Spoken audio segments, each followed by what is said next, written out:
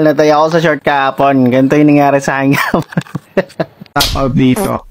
Nag-zoom out tayo. So makikita nyo sa baba.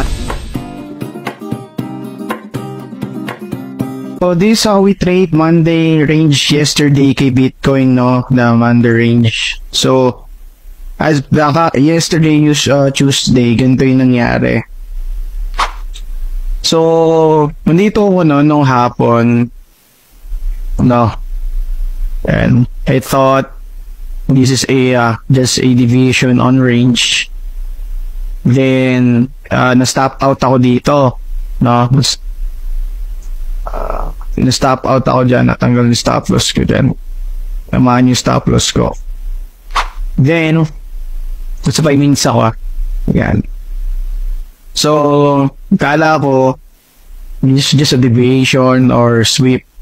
So na-stop out tayo dito. After tayo umasta ng monitor natin, sa baba ba yan? Yan, sa baba.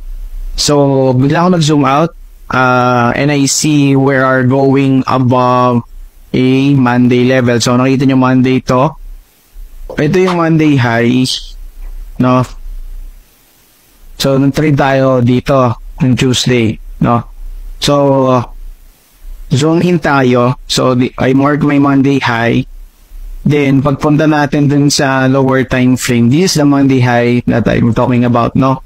Then we found sa 5 minutes meron dito fair value gap. Okay, sa week na yan. So ang nangyari,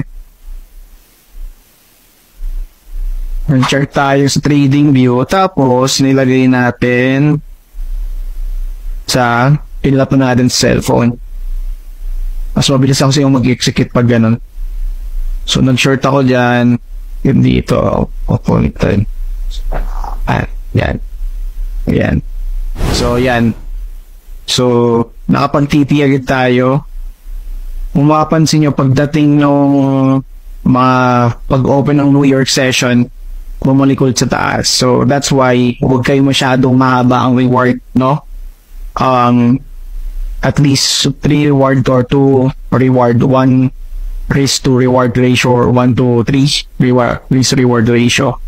Okay. So talaga nag-work din siya sa cryptocurrency yung one day range, no? Yung weekly profile.